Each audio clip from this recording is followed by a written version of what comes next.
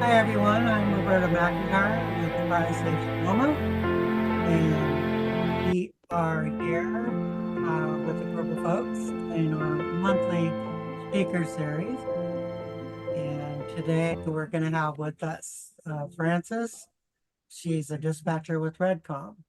But before we get there, I have a couple of things to take care of, and I am going to take a look over here at my script and see what I'm supposed to do next. Oh yeah, right. So hopefully some of you guys had the opportunity of visiting us last month. We had Chief Ben Nichols from CAL FIRE doing early season 2024 wildfire outlook. And next month, we are going to have a couple folks from California Housing and Community Development to talk about a new project they're running. They call it their owner occupied mitigation retrofits program, and they're offering for qualifying folks uh, money to do structural hardening, some defensible space stuff. Sounds similar to what the county's doing with their SoCo Adapts project. And we'll drop that link to that in the chat for you. We've got a flyer you can look at. But yeah, if you're interested in that, or if you're somebody who's been impacted by any of the recent fires that I think they have to be declared disaster, I'm not sure. If you were adversely impacted by any of the recent fires, then you may qualify for money to get retrofits done, or if you're rebuilding, some help with that, I think. But again, we'll put a link to the chat, or a link to the flyer in the chat. And then let's see. Okay, so this month we're going to have with us Frances Rossiter. I hope I pronounced that right, Frances. We've known each other for a very long time, and I seem to still struggle with your last name. But regardless, Frances grew up in Sonoma County on a family ranch in Fulton, so she's a local gal. Then she spent her preteen years in Windsor and now calls Roanoke Park her home. And after trying a few different careers, Frances found her passion as a 911 dispatcher. Doesn't get too much more exciting than that. And if my memory serves me well, I think I met Frances for the first time when I was a firefighter on Engine 2 for Santa Rosa Fire Department. And she popped into the firehouse to do a ride along to get familiar with fire services. And yeah, I think we've been pretty good friends ever since. She says this career, being a 911 dispatcher, has been one of the most challenging, frightening, frustrating, rewarding, and incredible jobs she's ever had. So thanks so much for taking some time to share with us, Frances, some of what you do. And I was a little bit remiss in describing what the presentation is going to be. So she's going to talk about how calls are handled, how a 911 call gets from the initiator of the call, the 9-year-old calling because their dad fell off the ladder or whatever it is, how the call gets received, how it gets passed on to the dispatcher, and how that gets pushed out to the responding crews. So it should be pretty interesting. So with that, Frances, take it away. You have the floor. I'm going to turn off my video and audio and just, which some people will be thrilled about, and hand it off to you, Frances. So you All have. right. All right. All right. So I'm new to this Zoom thing, so bear with me. Okay, I think we've got this. I'm used to being in front of people, so this is a very different experience for me. And then 35 to 45 minutes to talk about this job is quite entertaining as well. So today we are going to kind of talk about how Sonoma County 911s work. I will also say that I'm hearing all this stuff that live streaming and recording and all that kind of stuff. So it's making me a little nervous. So bear with me as I might stumble a little bit along the way. Um, I have been a dispatcher for 22 years. The first picture of me is when I first started, and the second one is my 20-year anniversary.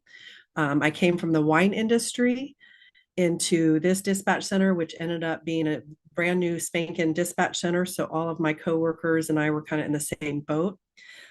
Just as we went into service, about a week into REDCOM opening live, my mom was diagnosed with leukemia.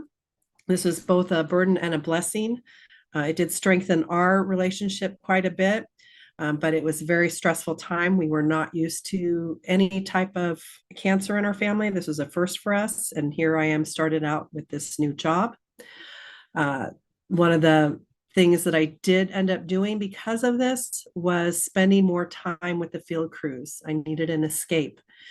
This helped branch out for me. As a dispatcher, most dispatchers don't do that. I learned a lot about our field crews, what they liked, what they didn't like. I learned about our fire service quite a bit. What did this mean? What does this mean? Why were you on scene for a hazmat for 8 hours? So in the end, I think that it was a huge blessing for me to have the different things happening in my life at the time. All right. So the history on REDCOM, we were started to be conceived in 2002 with a Sonoma County fire. Okay, and I do have to also say that my program is being weird on me, so things are going to pop up sooner than I'm talking about it, so just bear with me. So the Sonoma County Fire Chiefs, along with AMR, came up with the concept, or was working pretty in-depthly on the concept in 2002. In 2003, REDCOM became live in January for a fire and medical focused dispatch center. We are considered a secondary 911 dispatch center. What that means is all 911s go through law enforcement first. If it is fire or medical, they're going to transfer it to us.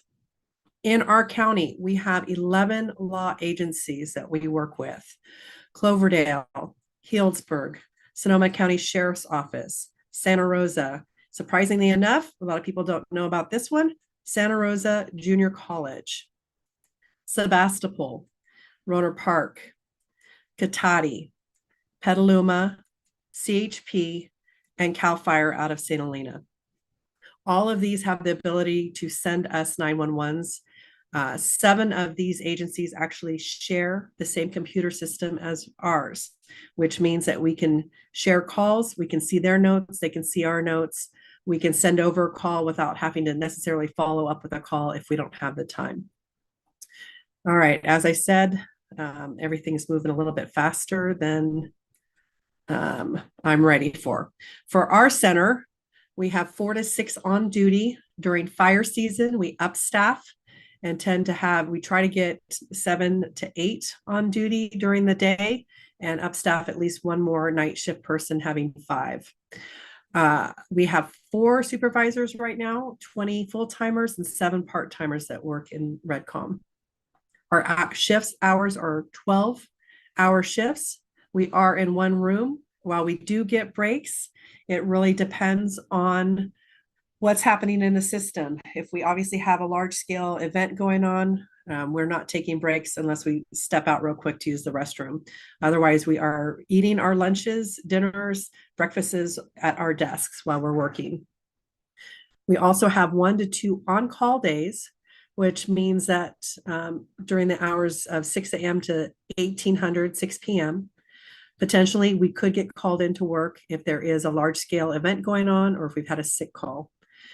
It's pretty rare, although right now we did have some extra shifts open, so they were activating us on our on-call days. But for the most part,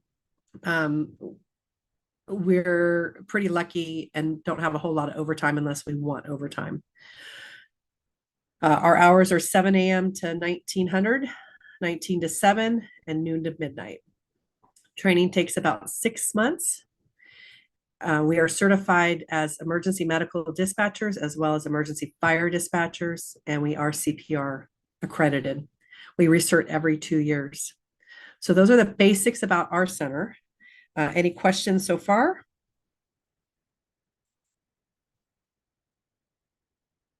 All And right, I don't moving think we on. have any in the chat, so we're good. Perfect. All right, moving on. So dispatch has the reputation of all we're doing is answering phone calls. I'm not going to go over all the stuff that we do, but I am going to show you what I've been passing on to our fire community, just to give you kind of a habit, an indication of all the things that we are doing. This is just a tad of it. I am going to touch base on a couple of the things, the call outs and the notifications. All of those have different ways that we contact these agencies. If it's business hours, then we're calling them directly. If it's after hours, then potentially we're paging them or calling and leaving a voicemail or sending a message through Image Trend. I also want to touch base on misroutes. We will get potentially misroutes from other states, from other counties.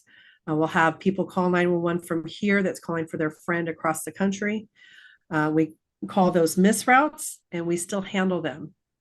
So what we'll be doing is our call taker will go through and get as much information as they can. The address, obviously the most important, and hopefully a phone number to the actual site of the emergency. While the call taker is handling that, the rest of the room is looking to see what agency we need to contact. I think the most popular one we get is Santa Rosa, Florida. People are looking up Santa Rosa fire and they just see Santa Rosa. I guess we pop up first. So they call us and then we find out it's in Florida. We have 22 fire departments, if I've done my math right. A lot of them are combining. 4 of these agencies have 5 or more stations. We have 11 law agencies, as I previously said. The 33 agencies, they all have different ways of doing things. And we are required to figure out how to talk with them, make sure we have the right terminology for each department. Some of them do run similar, but all of them have their own little quirks that we're working with. All right. So we're going to talk about our callers a little bit. Call taking in this aspect, or let me back up just a little bit. We have call takers, radio operators, and our main channel. Call taking out of the different positions, to me, is the most stressful. You're constantly on. You're the busy one. The phone rings, you're answering it back to back. We have typically about 2 call takers, sometimes 3. But mainly we're running with about 2 call takers. Everyone else in the room, they will back up when necessary, but we try to keep our radio people off of the phones. All right, so some of the struggles we have with callers. They don't know where they are. So this is a big one. Cell phones are being pretty accurate nowadays, which is awesome because that will help us out to figure out where they are. But not all cell phones are the new ones. The old ones are still hitting at the tower. So sometimes that can be a struggle. Most of our people in our center are from Sonoma County. So most of them can help identify and help with, is this near you? Is Burger King near you? Do you see Macy's, etc., and be able to locate where the caller's at. We also are struggling with argumentative because we already should know, as well as uneducated on the process. Society has really set us up for failure. All these little shows that we have going on are telling our society that you're going to talk to one dispatcher. They're going to ask you maybe 2 or 3 questions, and then magically help is going to arrive at your side. As I've said, the call comes in through law enforcement. Law enforcement is asking them the address and the nature, and then they're sending them to us. Well, guess what we have to do? Ask them the address and the nature, along with a couple other questions as we're trying to help them. So people get a little bit frustrated because, again, their idea is you just show up. Help shows up without having to do too much work. So these are some of our struggles. overly emotional, rude, angry. These are all normal human reactions, and it's something that we have been trained to help the caller become a little bit calmer and being able to get the information we need for our responders. I see we have a couple more comments in the chat. Do we have any questions yet? Yeah, somebody's asking, is everyone cross-trained to move between functions? Like, for instance, Affirmative. yeah. Yes. Yeah. We start out with call taking because that is the hardest part of it. But it's the one that everybody needs to be doing. So we start out with call taking and then we move through each module of the radios.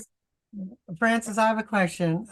With the demands placed on a call taker, how often do they get breaks? Because that's got to be exhausting. I can't imagine they'd do it for a Oh, whole. get breaks. No. We've actually recently changed the way we do things. We were doing the different modules.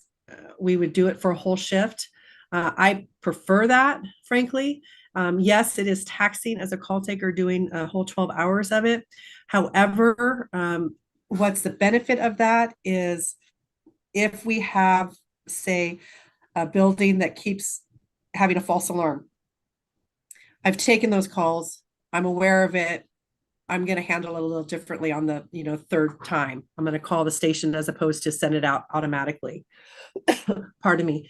Same thing with, we're doing transfers. We're doing certain things that are repetitive throughout the day. And how do I explain it? What's the best way of explaining it? It's just one of those things where when you've started out with it, and you remember something in the morning happened that's happening again in the afternoon, you can catch it and do things differently. Oh, actually, a perfect example. Over the summer, I think, I can't remember how long it was ago now. Oh, I guess maybe it was this fall. Petaluma had a apartment complex that had a CO issue. So a carbon monoxide alarm. Yeah. Sorry. I get into speak, industry speak, and then I forget to clarify.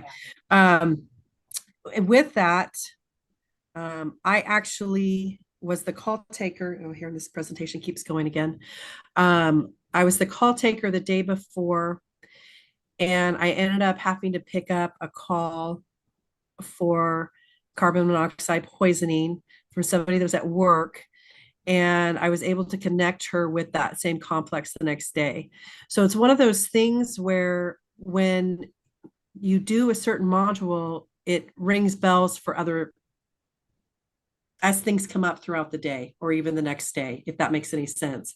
So I was able to connect that she was related, and it started a different scale of how they handled what was going on in that apartment complex. I don't know if that makes sense. Did that answer your question kind of?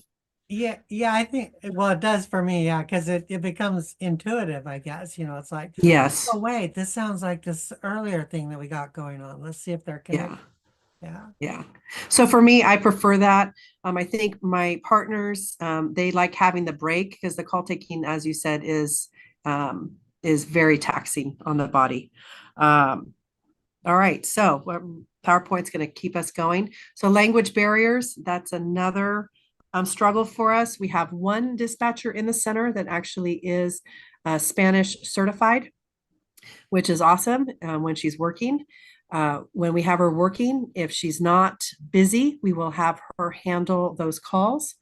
Otherwise, we go through a translation service, which is obviously a third party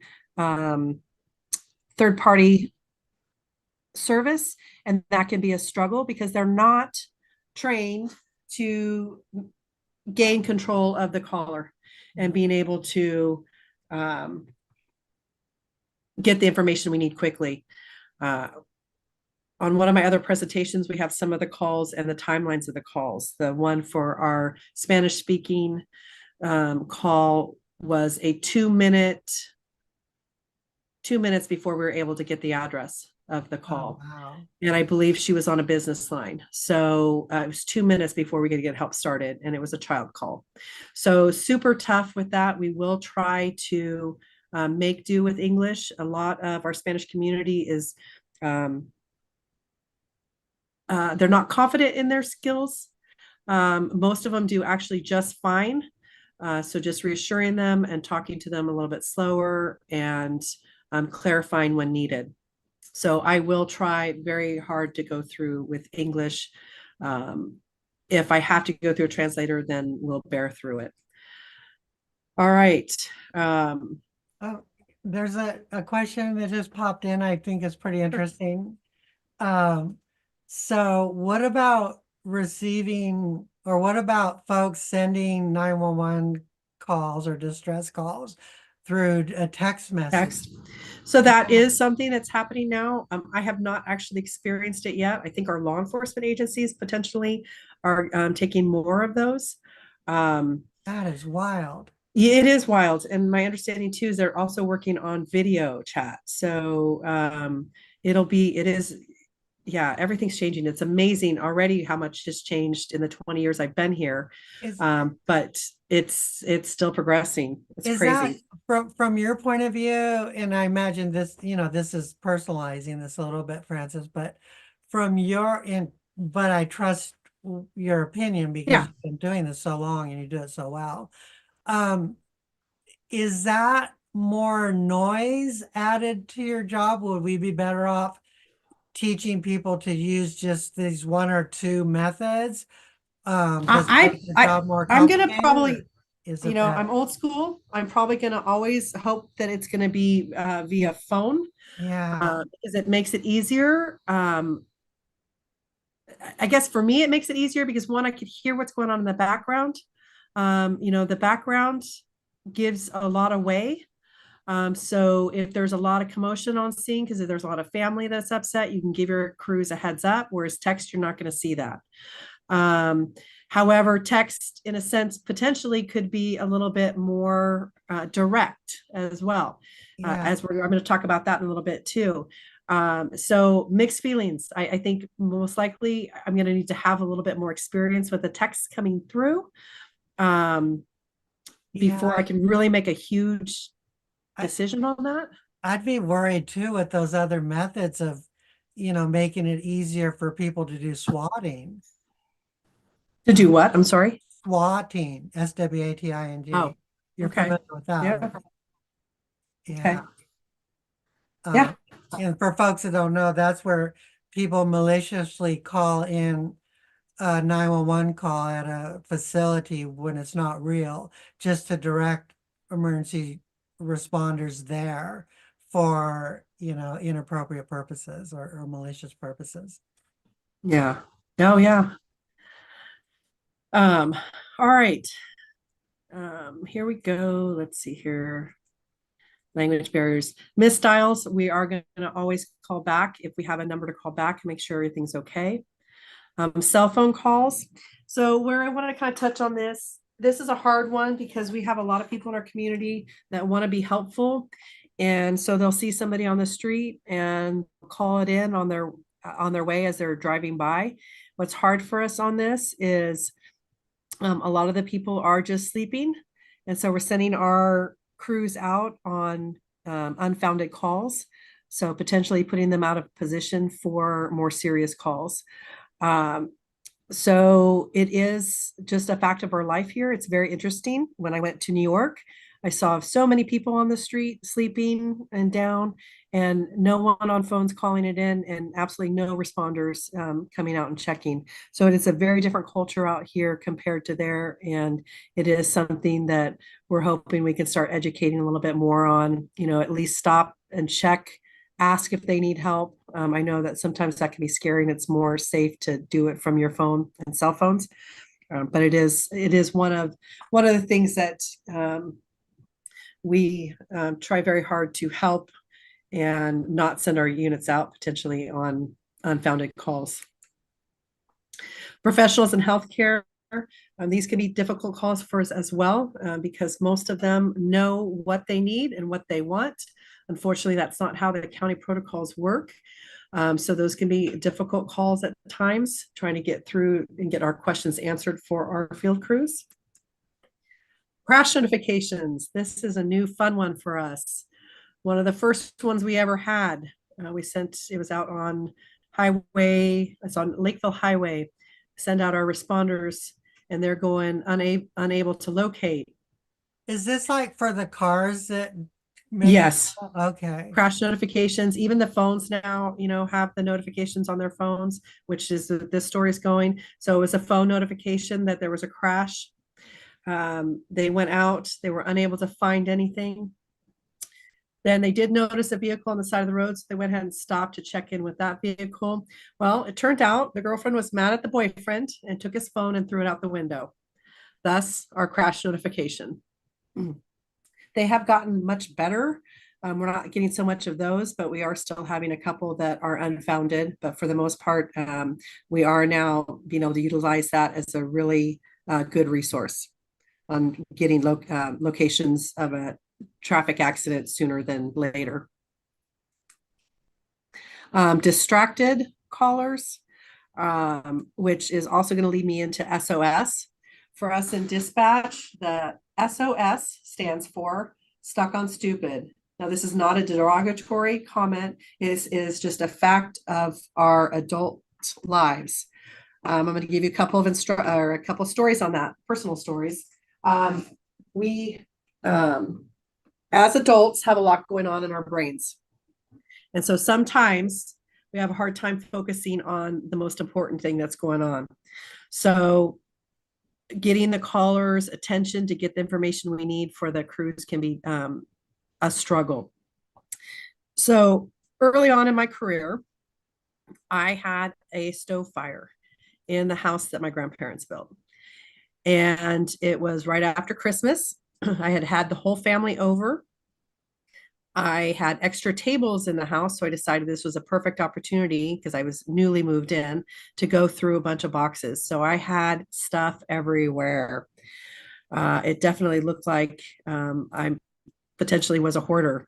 And here I have the stove fire. My first mistake was I decided I was going to call for my cell phone so I could potentially clean up a little bit. I was shaking so bad that I couldn't dial from my phone. So I went to my bedroom phone and dialed 911 from the landline and got John in our dispatch center and told him what was going on. And then I hung up on him.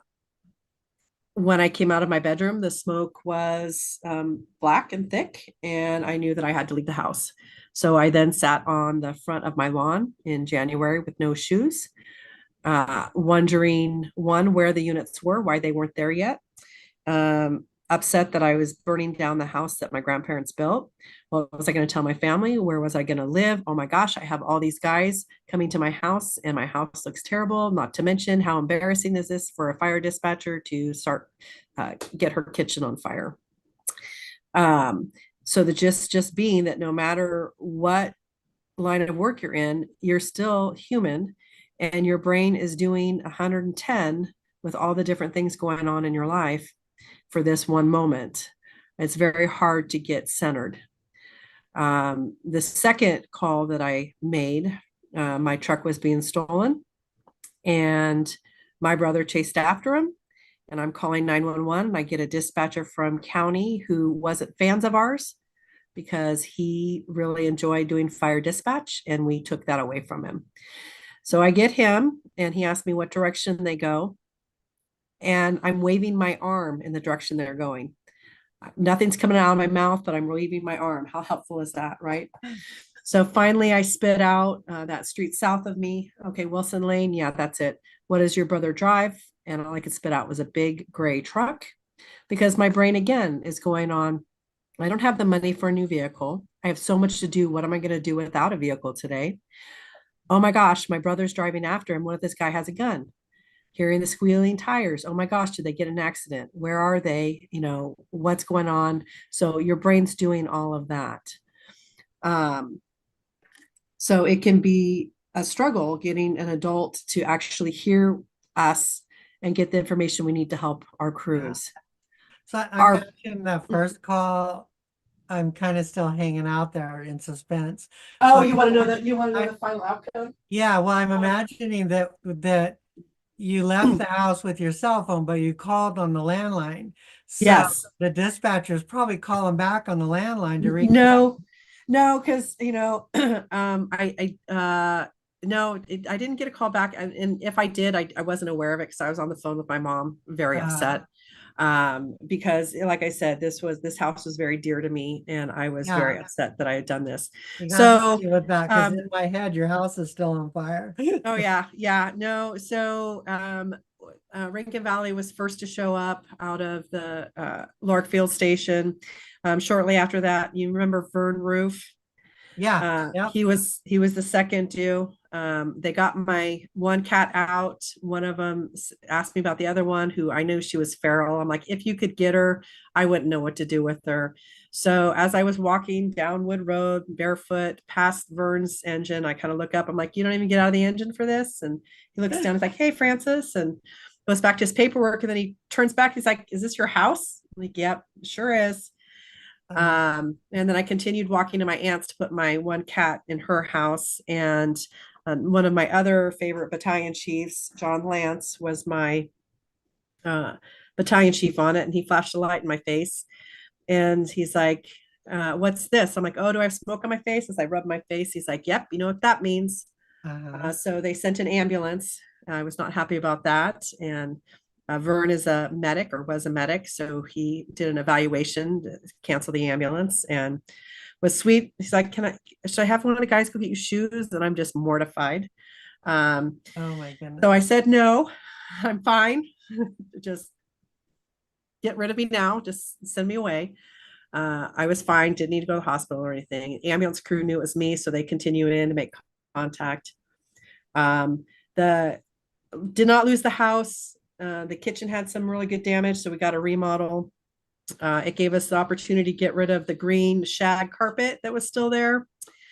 Um, but yes, the house is still standing. And for me, it was while it was mortifying, it also was the first experience I had knowing that this emergency service family is fabulous and fantastic. I had so much help on getting the things out of the house so that they could do the repairs. Santa Rosa Fire sent me a gift card saying that I probably wouldn't be cooking for a while. So it was quite the experience for sure. Wow. Yeah. All right. So helpful callers. So this is where I struggle because a lot of times I'm asking you guys questions. So for us, the most helpful callers that we have and the best callers we have are children because they don't have anything else going on. So they're answering the questions directly. They're not adding more to the questions. They're just doing what they're being asked. All right. So some of the things that I've come up with for our community to start to kind of understand a little bit more about calling 911. Biggest thing is to listen carefully, speak clearly, and try to remain calm. That's the hardest part, right? It's your worst day, you're calling 911, and the remaining calm thing can be a hard thing, as I've already alluded to with my own experience. Um, Knowing your location, that is so huge. I'm horrible at this. I've lived in this county my whole life. I know how to get to places, but it doesn't necessarily mean I know exactly where I am. So try to be aware of where you're at. If you don't know the streets you're on, see if you can see numbers because we can do a number search and kind of help identify that, as well as if there's any landmarks, stores, anything that can help us locate you. That that is such great advice. I find myself probably because of being in emergency services, if I'm driving down the freeway or someplace I've never been before, Mhm. every once in a while I'll ask myself, okay, if I had a problem right now, where would I tell them I am? You know, what was the last exit I passed? Stuff like that. Yeah. It's a real good game to play with yourself while you're Yeah. traveling also. But yeah, it's very important. Every once in a while I catch myself like, I don't know where the F I am. If I Uh-huh. call 911 right now, I don't know what I would tell them. Yeah, it's huge for sure. Um, Let us run the call. This is what's hard. We're asking questions that are designed to help you. We can give pre-arrival instructions on CPR, on choking, on pregnancy, on bleeding control, but we need to get through our questions to make sure we're giving you the right instructions. Super hard as adults. We want to give the full story. But just listening to the question and answering the question. We are not here to judge you. We are not here to wonder why you're calling and not taking yourself to the hospital. That's not our job. When we're asking these questions, for instance, are you by yourself? The biggest reason we're asking that is because we want to know that if something happens to you, that we have somebody else there that can potentially help you, help us, etc. We don't care that you're by yourself. We don't care that you're calling with a cut finger and you need a ride to the, it doesn't matter to us. We just want to make sure that we're given the right help, and that if we need extra help, we know we have an extra set of hands there. Or if we need to make sure our crews know that you're home by yourself, you're locked in the house, and they're going to have to figure out how to get to you. Answering the question asked. Again, it's like one of those things where we feel like we need to justify and give all the history. It is not necessary. If you think we've missed something huge, let us know at the end of our questioning. We'll start to give you instructions, and at that point you say, hey, I just also want the responders to know this. But the biggest thing for us is to get through our priority questions, so we, one, know we have the right help coming to you.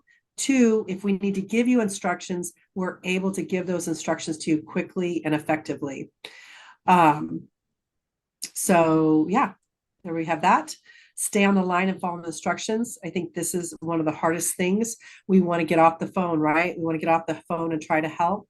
But staying on the line, letting us get through our questions and instructions are going to help you as well as help our responders and potentially the patient, whoever you're helping, whether it's you or someone else, one of your loved ones. We get this a lot where somebody will say, hey, I just got home, I passed wires down, or I saw a fire, or I saw A, B, or C. We understand you're not in the area. We're still going to ask you the questions. Our brains are amazing. Sometimes we don't even know the different things that we have seen or picked up on. So some of these questions might not apply. You might not know the answer. Just say you don't know. But surprisingly, a lot of the questions that we have, you do have the answers to. And again, that helps our first responders as they're coming out to mitigate the issue. So just be patient with our questions. All right. Any other questions right now? I don't see any in the chat, and I don't have any. Well, I do want to elaborate on the follow, just wait and let you guys go through your protocols, because oftentimes people will discover that the information they wanted to volunteer, you're going to ask them about it anyway. It's like, oh, but I have a dog. What do I do? Wait, we'll get to that. Yeah. And then you get to the one, do you have any pets? Well, yes. Okay. What are we doing? So Yeah. it works way better if we just let you run it. Yeah. And it's hard because we all think we know what we need to, the information that should be given. But we do have a specific order of questions. And the way it's basically a priority. We're going to hit the priority symptoms first and then just gradually go down to the less priority. Yeah. And again, it's designed to make sure that we have the appropriate equipment coming at the appropriate response, which actually, let's talk about that for a minute. We have a lot of callers that'll call in and say, we don't want the fire engine, just an ambulance. Or we just need one guy. We don't need a whole truck, or we don't need a whole engine. Well, it's not how it works. Our system is set up that our first responders, which most likely are going to be the fire department, need to come out with all their equipment, whatever equipment they're on, whether it's the truck, the engine, whatever they're driving. And the whole purpose of that is so that when they're done helping you, they're going to be able to respond to the next emergency from that location and not have to go back and change out equipment. As well as we have way more fire equipment than we do ambulances. So when the fire equipment gets on scene, they're able to start help. And depending on the area that you're in, you have some medics that are on the engines that can start the care on the patient prior to the arrival of the ambulance. All right. Any questions for that? Oops, we're just going to move along here. I think we're good. Oh, wait. All right. Let's see. Oh, no, somebody just added some information that's helpful in the chat. Okay. Fantastic. All right. Well, Well, then for texting. Okay. Cool. Okay. They also had at the bottom there the question, are there corresponding plans in Sonoma with regards to the texting capability? I'm sorry, say that again.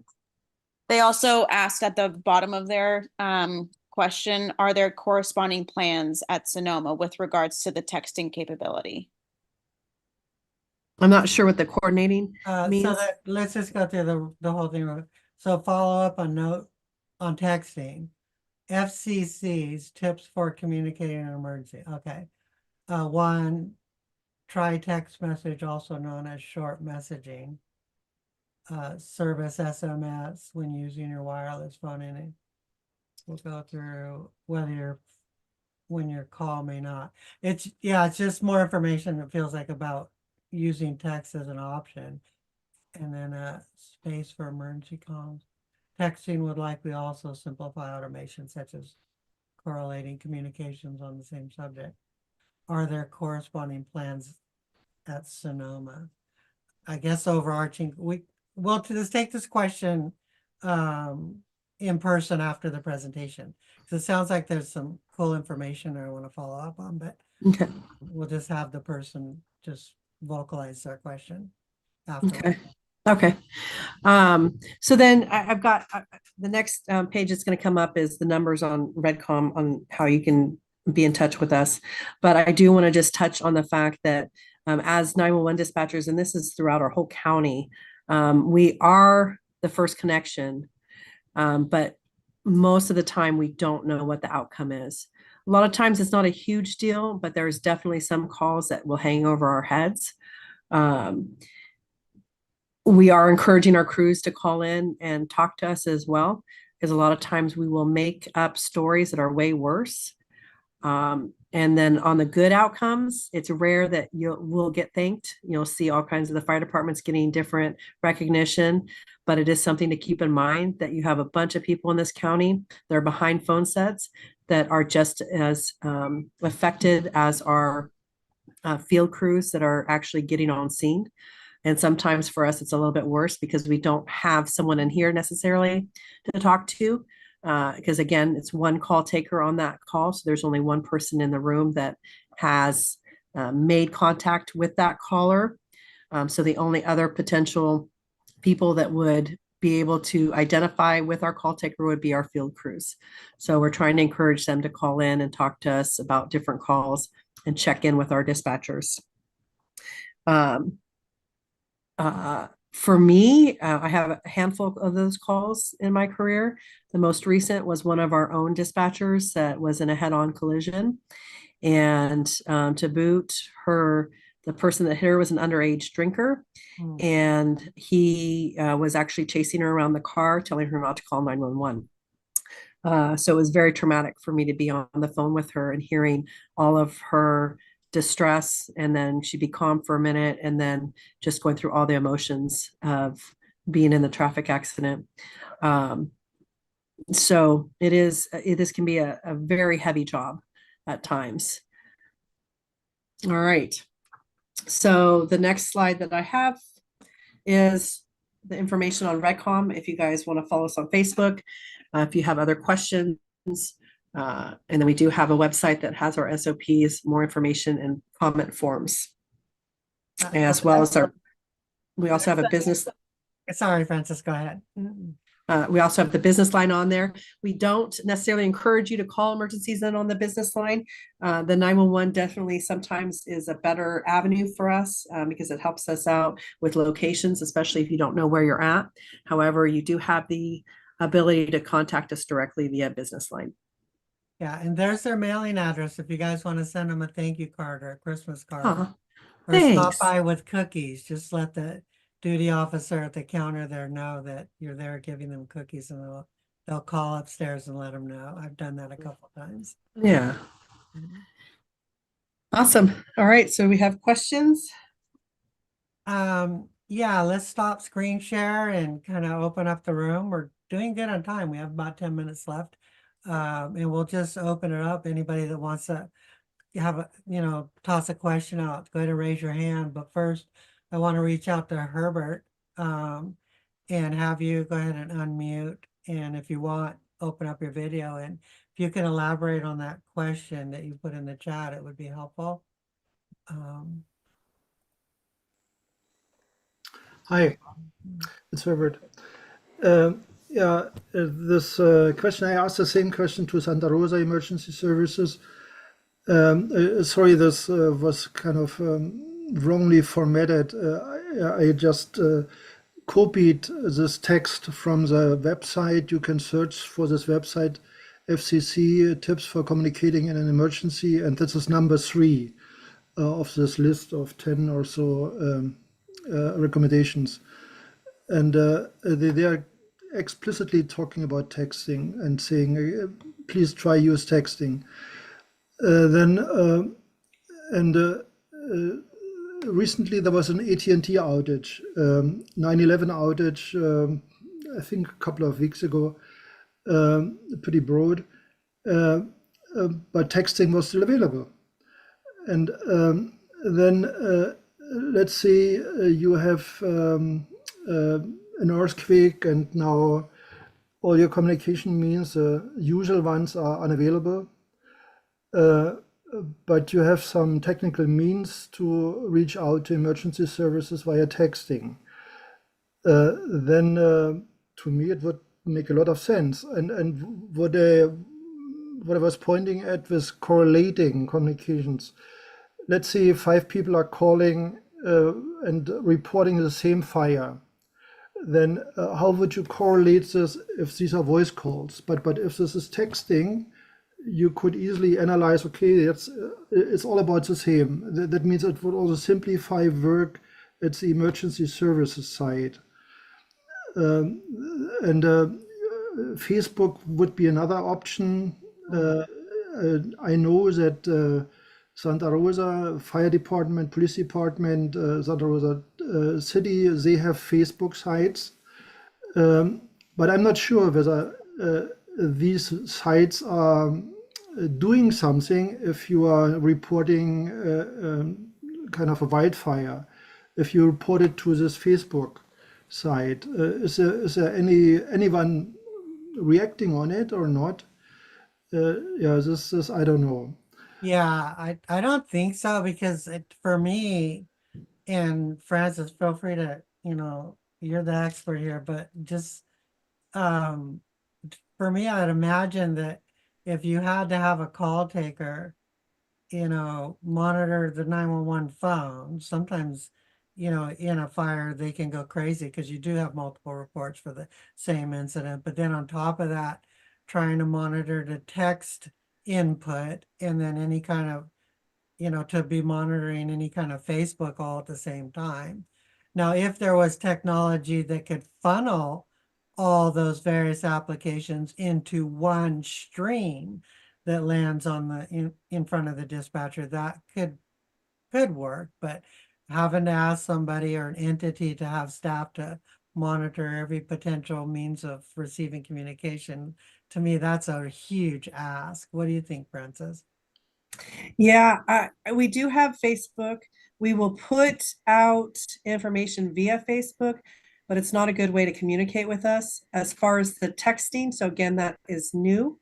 Not a lot of people are utilizing it yet, but we would be treating it just as any other 911 call and going through the questions with the texter and then trying to identify it if it is the same incident.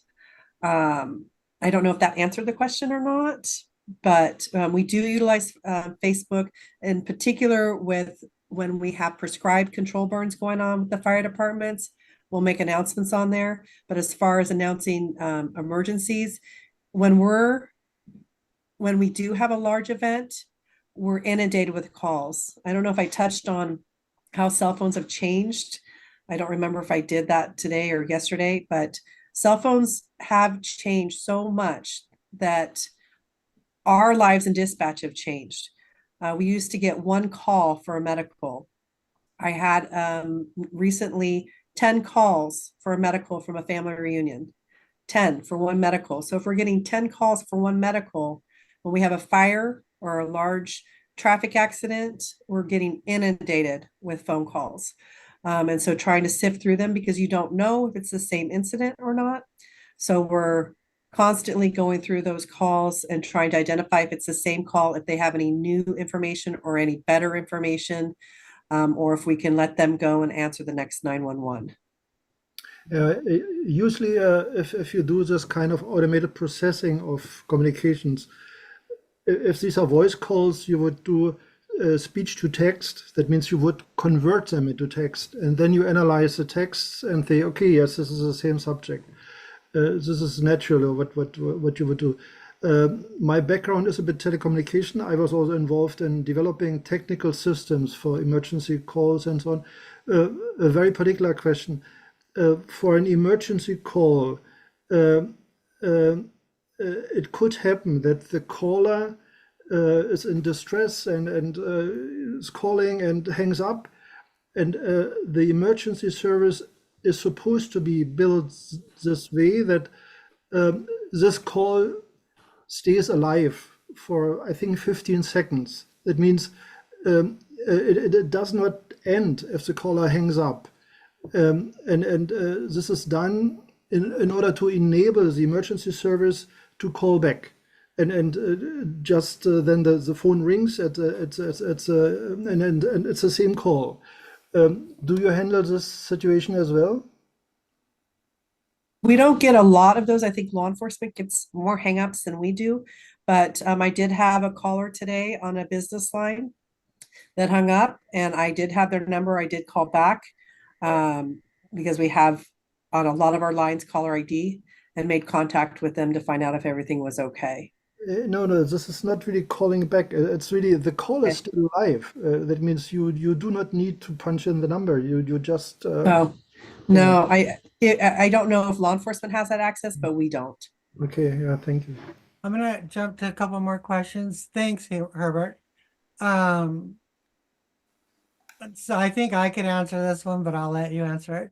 So the question is, it seems like your staff might get calls from the front lines of rapidly advancing fires that the fire departments don't know about yet. It could help them get ahead of the fire. So yeah, my experience being a firefighter is that when the dispatcher gets additional information, they'll send it to the units. They'll send, they'll say, hey, engine 2, REDCOM, go ahead. Yeah, we have updated information. It sounds like there's 2 structures involved now, or blah, blah, blah. So the information is constantly back and forth. Do you want to elaborate on that, Frances? Or No, it's true. Absolutely. As soon as we have the information, we try to get it out to the units. It just, again, depends on what's going on, because there are times that things are inundated, just as they are trying to fight the fire. Sometimes their hands are busy and are unable to get the information or get back to us quickly. But as soon as we have information, it's going in the notes of the call, which they now have on most of our agencies in our county have a tablet command in their rig. And so it's being transmitted to that. So whoever's on scene that is considered the IC or on the front lines has access to that at his fingertips immediately. yeah, and I hope this isn't a trigger. It is a little bit for me, but the one I used to like hearing is mom says the baby is breathing now. Yeah. That's Yeah. Excuse me, I gotta take a moment because I do have some post-traumatic stress issues.